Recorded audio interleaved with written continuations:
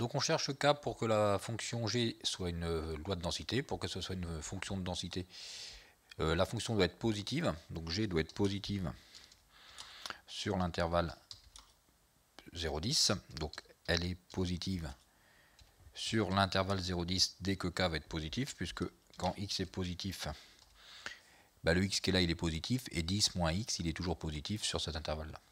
Et on cherche K tel que l'intégrale doit être égale à 1, c'est-à-dire tel que la probabilité que X soit compris, enfin là c'est D, que D soit compris entre 0 et 10 soit égal à 1. Donc on cherche K tel que la probabilité que D soit compris entre 0 et 10 soit égale à 1.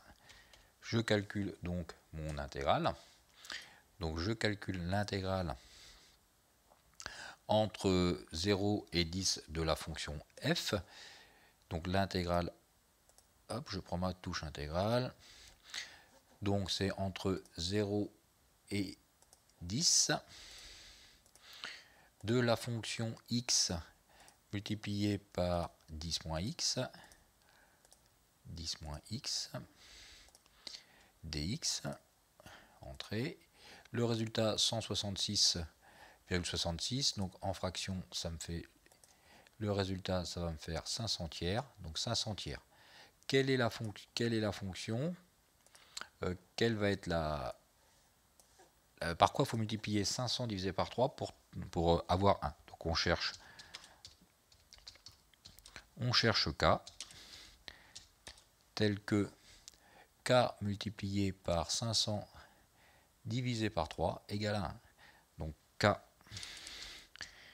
multiplié par 500 divisé par 3 égale à 1. La réponse, K va être égale à 3 divisé par 500.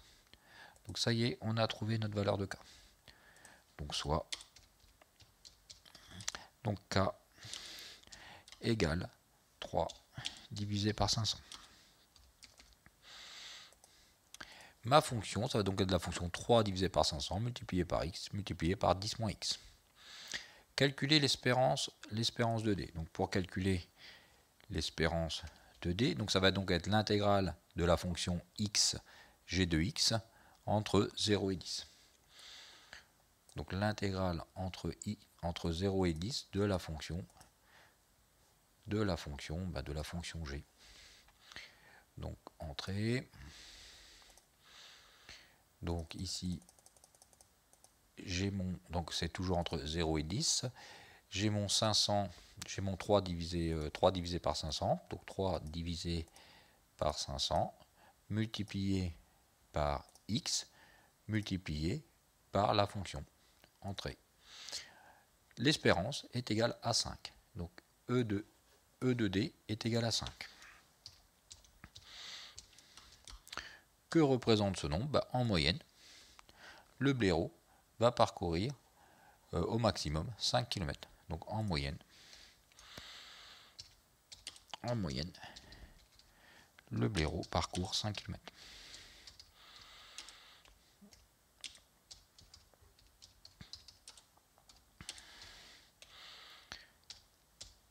Déterminer la probabilité pour que le blaireau parcourt moins de 1 km. Donc la probabilité que D soit plus petit que 1, ça va donc être l'intégrale entre 0 et 1 de la fonction g de x dx.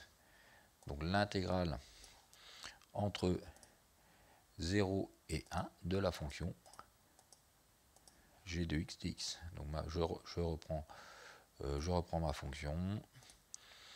Donc on a dit l'intégrale entre 0 et 1 de la fonction g de x dx. Donc de cette fonction là. Et donc j'ai donc le 3 sur 500, 3 divisé par 500, multiplié par x multiplié par 10 moins x, entrée. La probabilité va donc être de 0,028. Donc la probabilité que le blaireau parcourt moins de 1 km, donc la P de D va être inférieure, P de D inférieur à 1 va être égal à 0,028. Déterminer la probabilité qu'il parcourt plus de 1 km. Est-ce qu'il y a beaucoup de choses à faire? Donc c'est l'événement contraire. Donc si la probabilité est de 0,028 pour parcourir moins de 1 km, la probabilité que le blaireau parcourt plus que 1 km, donc ça va donc être 1 moins 0,028 qui va nous faire 0,972. Déterminer combien de kilomètres maximum parcourt 70% des blaireaux. Donc on cherche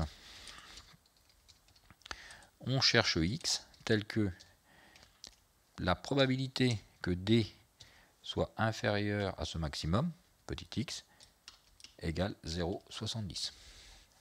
Donc ça va être une lecture inverse d'intégrale. Donc ça va être le menu solver.